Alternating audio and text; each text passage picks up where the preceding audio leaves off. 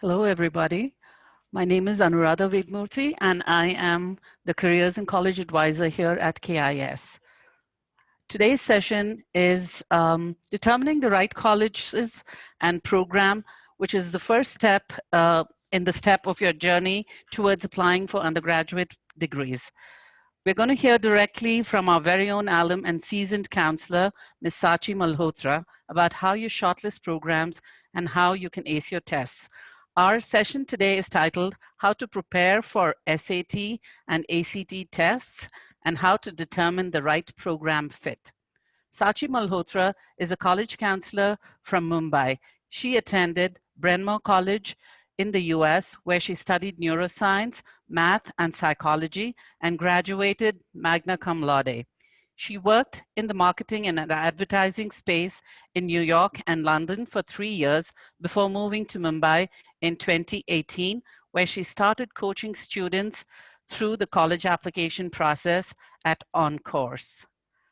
So this is, we're just going to be having a chat. Hi, Sachi. Hi. So we're going to start with a very basic question on how to prepare for SAT and ACT tests. Sure. What do you think are the differences between the SAT and the ACT tests? Right. So the SAT and the ACT test in general is a baseline test that all colleges in the US will accept. In general, they don't prefer one over the other, but it's a different format of testing, essentially. The SAT is a paper-based test where essentially you have two sections. You have a math section and an English section. And the English is further divided into reading and writing. As I mentioned, it's a paper-based test, and in general, the questions are structured in such a way that they are word problems, or they will be, you'll be given a longer period of time to answer each question, because there's a fair amount of analysis and inference involved in the English section. The ACT is not a paper-based test, so it's going to be done online.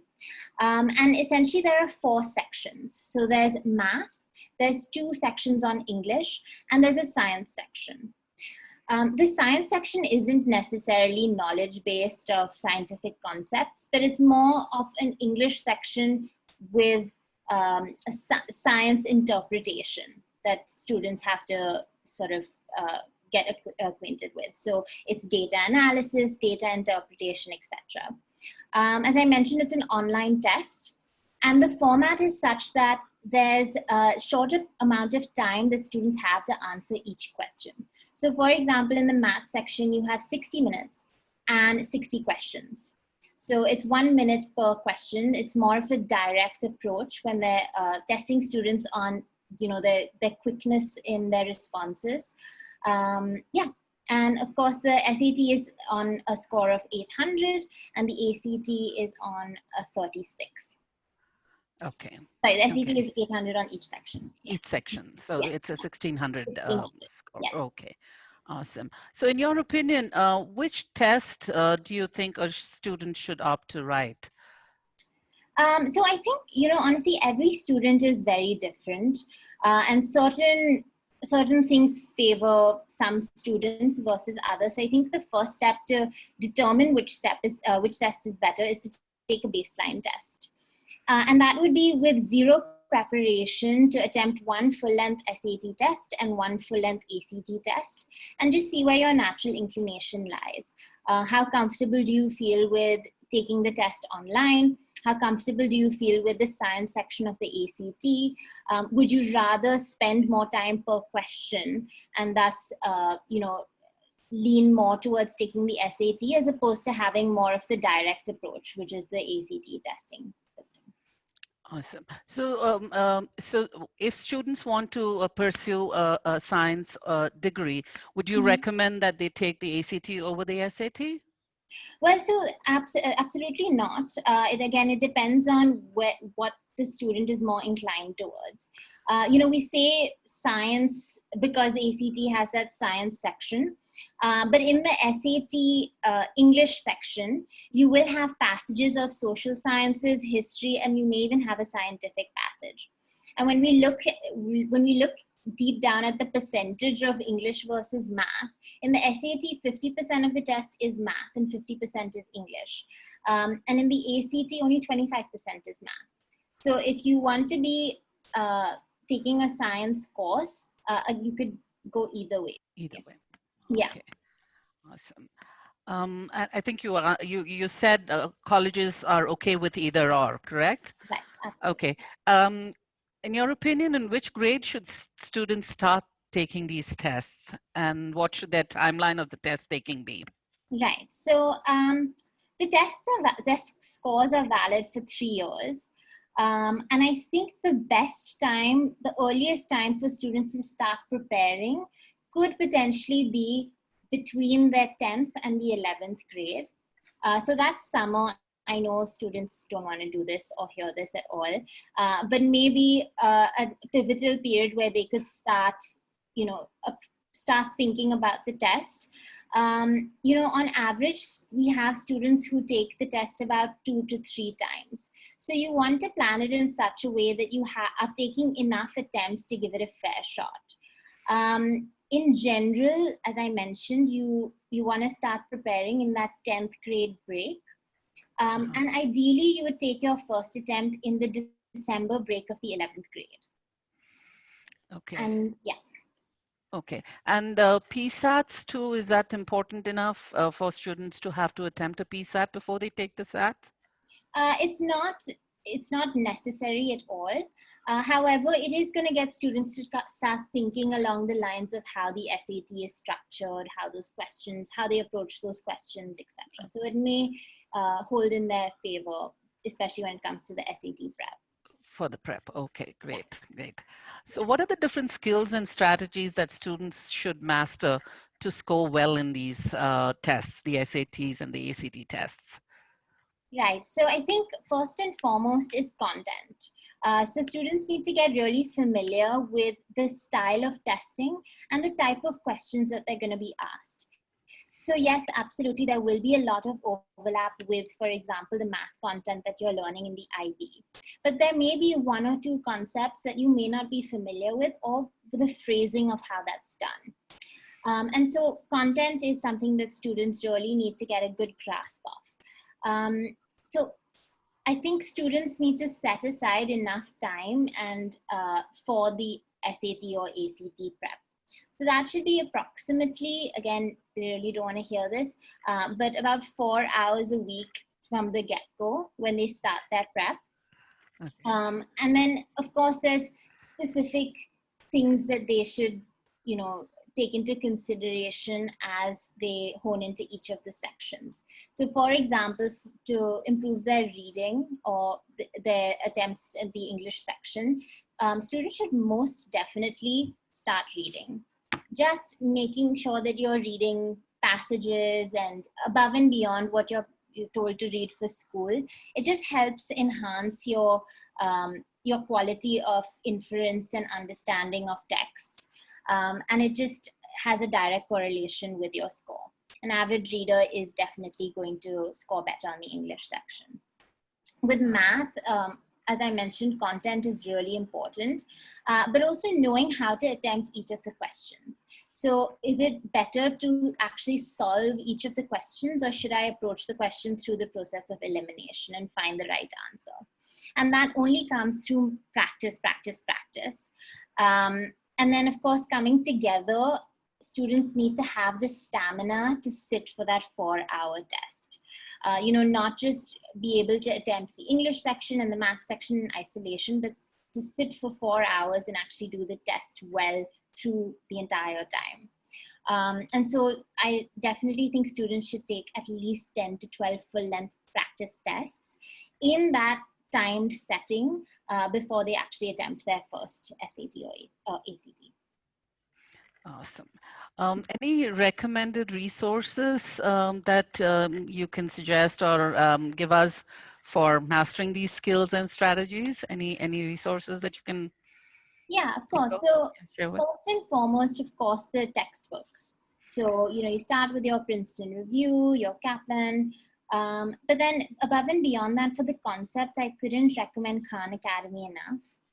I think they have some fantastic videos that really break down each of the concepts for students. And then, of course, you have your, one-on-one tutoring centers that you can definitely approach.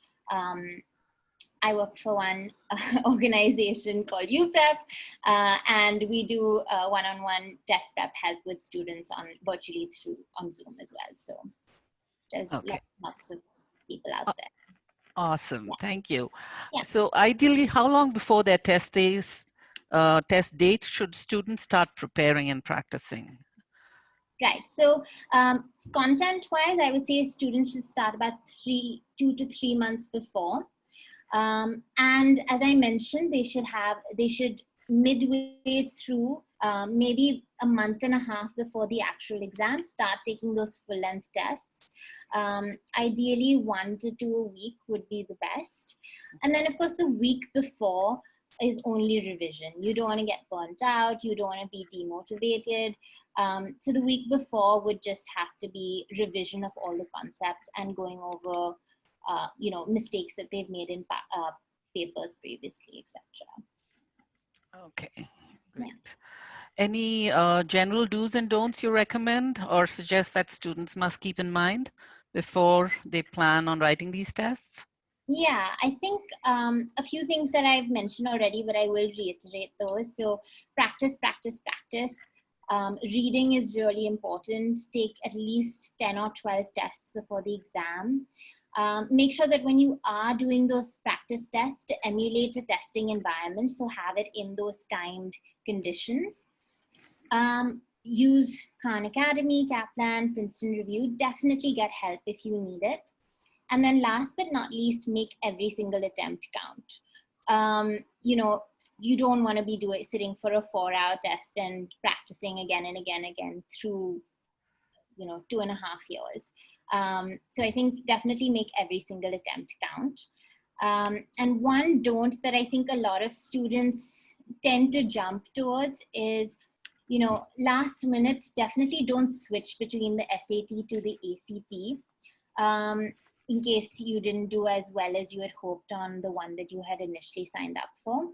As I mentioned, they're two very different tests, and they're structured in different ways. So if you're being trained into think a certain way and to attempt this test in a certain way, stick to that, as opposed to jumping midway to one of the other tests.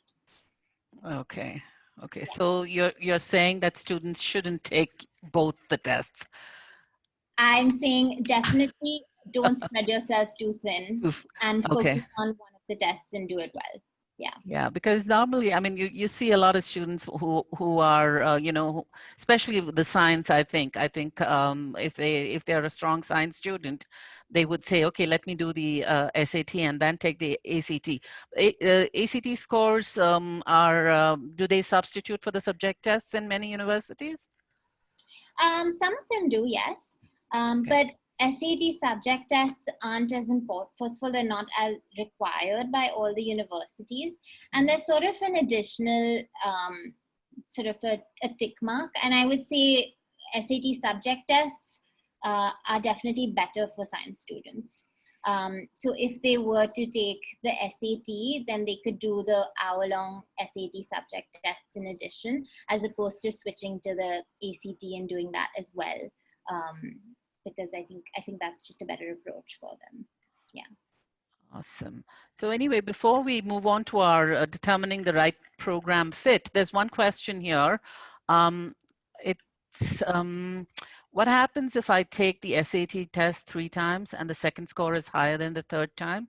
Will my highest score be taken, or will the score of my last SAT test be taken?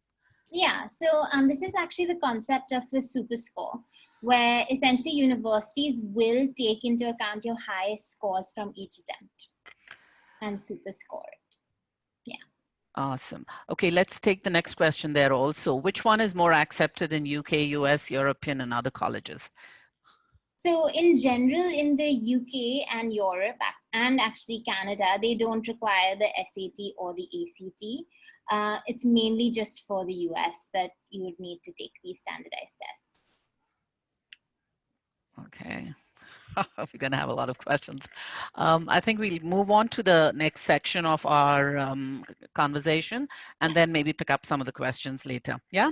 Yeah. So now, in your opinion, what are the factors that a student and his family or her family need to keep in mind when determining the right fit college or university for higher education?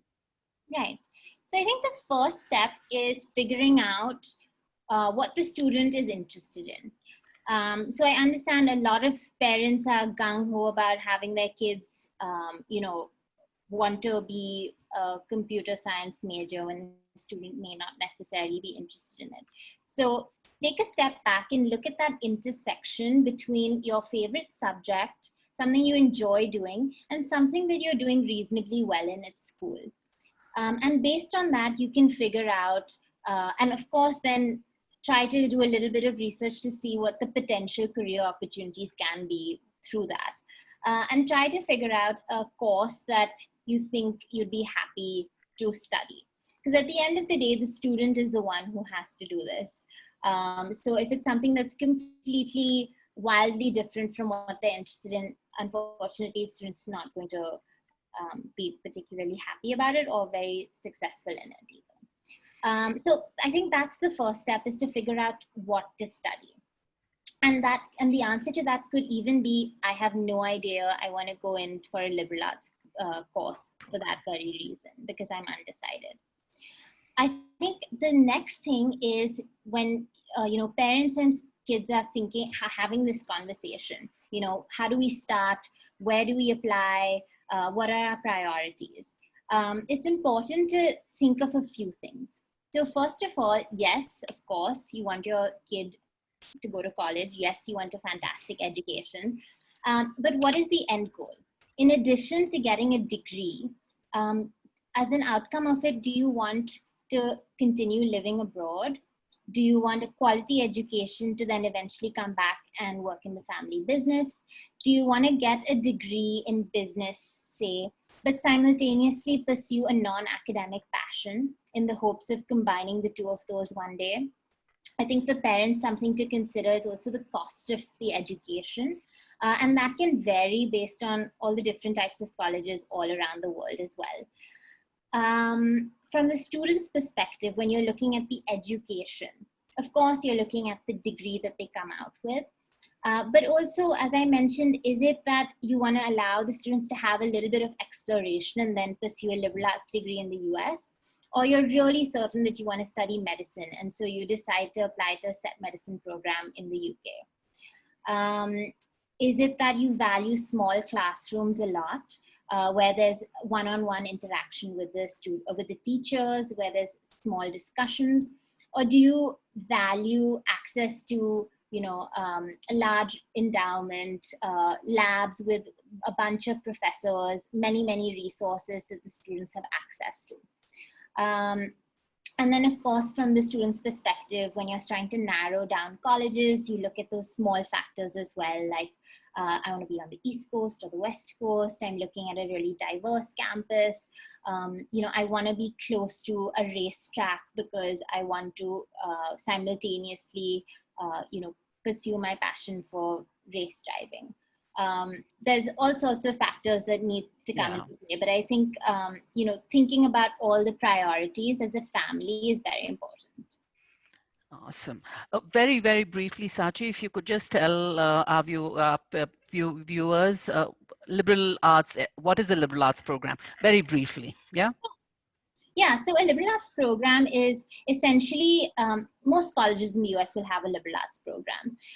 Within it, it's a 4-year degree where you go in and you have access to over 100 plus courses. So that's in the sciences, which is physics, chemistry, bio, math, for example, the social sciences with sociology, psychology, anthropology, etc., economics, and also the humanities. So you have history, philosophy, English, creative writing, fine arts.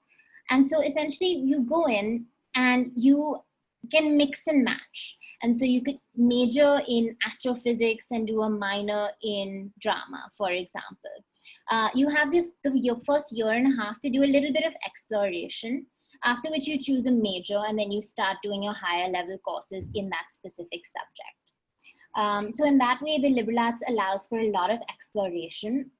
It's a degree which allows for lots of reading, presentations, one-on-one interaction with professors. Yeah, it's more of a, yeah, that's about Thank it. you. Thank you. Yeah. My next question would be, how many colleges and universities do you think a student should ideally be applying to in one application cycle? Consider that students are applying to more than one country also, Right. so one destination, how many colleges and universities? Sure. So I would say on average, normally if you were just applying to the US, for example, you would send in about 12 applications. Now I would say, given things are quite uncertain, I would increase that slightly to maybe 15 to 18. And the way you want to structure it is, again, you want to have about 10 to 12 colleges in the US. In the UK, you would have that one application through which you'd apply to 5 universities. And then, of course, based on your preferences with Canada or Singapore or Europe, you can take a call on how many you want to apply to there. Okay, awesome, awesome. Now, my favorite question for you today is, how would you suggest a student compiles an honest list of colleges? What should they keep in mind? Right. So, well, a few things. First of all, I cannot emphasize enough the benefit of research. So research comes in so many ways, shapes, and forms. Yes, you should be looking at the rankings and the brand name and the websites, but that's not just it. Definitely speak to your seniors, take advice from your college counselor as well. Try to attend as many informational webinars as possible in order to find that right fit. Even when you are going on to the university website, make sure that you have a list of questions and you're able to document all the things that you're seeing there. Because honestly, after you start doing your research, they all start to look the same. So definitely note down things that stand out to you about each of the colleges. And be open to getting the advice of people around you. Again, people who are attending these institutions or your counselors. I think a lot of students tend to be gung-ho on the Ivy League.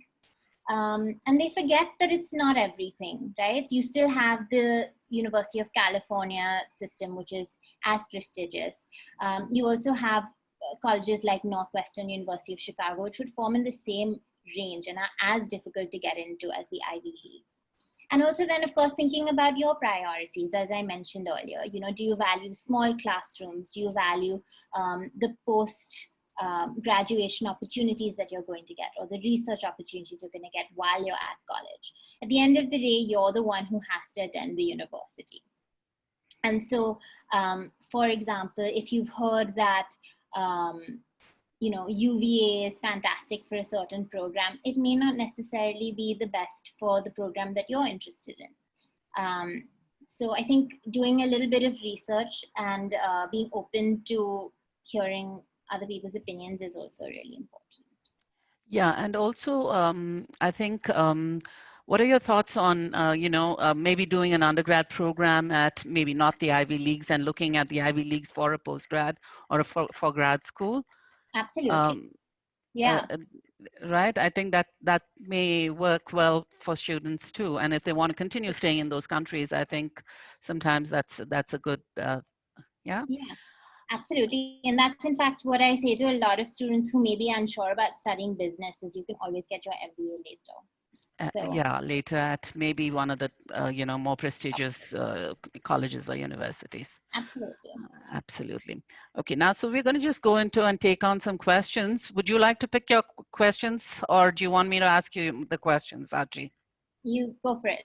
Go for it. Okay, cool. So there's a student that wants to know whether ACT super scores. ACT does super score as well. Yes. They do. Okay, ACT does super score. Okay. Which of the two tests would be more recommended to take if one is choosing to pursue a degree in performing or language arts? So as I mentioned, there's absolutely no preference given. You may find that you may be more inclined to taking the SAT, for example, because you don't have necessarily that science section. But I think definitely do that baseline test to figure it out for yourself. Okay, and there's one more question there. Are there any updates for the SAT requirements being waived off by universities? Would you have an idea? They are still waived through the course of this year, where some universities, for example, Tufts, has made the SAT or the ACT optional for the next 3 years. However, not all universities have the same policy. So, your guess is as good as mine for next year. I definitely think students should try to still prepare and still take the test. Because I have a feeling that things will start to normalize slightly, or they may start creating online formats of the test to take by next year. Okay. Yeah. So another question, will a gap year affect chances into getting into a university? So gap years definitely don't affect your chances. However, you have to make sure that you made the most of that year off. So definitely try to get involved in, an internship or a project, lead an initiative that really shows that you've done something fruitful with your time. That will add to your application when you do send it in. I'm going to take this question. I hear that most of the universities that are making SAT optional are looking at only either of the scores of the students. Like they look at either the IB score or the SAT scores. Is it true? So, so SAT scores are optional, but that doesn't mean that your grades are not going to be, taken into consideration. When universities look at your application, in fact, the grades are the most important thing, and about 50% of your weightage is given to your grades. They're looking at your scores 9th, 10th, 11th, 12th. And absolutely, your IB scores are very, very, very important. In fact, that 11th, 12th grade, grade that you receive is one of the most important when you're sending in your application. So just sorry to answer your question, they are not replacing the IB with the SAT or vice versa. Somebody's saying they can't hear anything. There was a question as to, they wanted to know which university you were from. You want to just talk about Bryn Mawr a little bit? Sure. So we have a minute or two though. Yeah? Of course, yeah. So I went to Bryn Mawr College. It's a women's college outside Philadelphia. It's part of a consortium, so I took many classes at Haverford, Swarthmore, and University of Pennsylvania. I was there for 4 years. I studied psychology, neuroscience, and math. I had a fantastic time. So, yeah, Okay. feel free to reach out if you have any questions. Okay, this is a very important question, I guess. Which test is more accepted in an Ivy League? Is there a preference by the Ivy Leagues? There is no preference. There is no preference. Yeah. There is no preference. We have one more question. What course do we need to take for astronomy? Is there a specific course, or do you think liberal arts is okay for astronomy? Would you be able to answer that, Sachi? I would say definitely do your research, but the liberal arts is also fine. You just may have to check if that specific university has astronomy or as one of their courses within the sciences. Awesome. So I think we are done with all our questions and answers. Sachi, thank you so much. Thank you. Really, really appreciate your being here with us and answering all our questions. And we will be in touch if we have any other questions from students or parents from KIS. Absolutely. Yeah? Thank you so much. Thank you so much for being on the panel with us and really appreciate your time. Bye. Bye.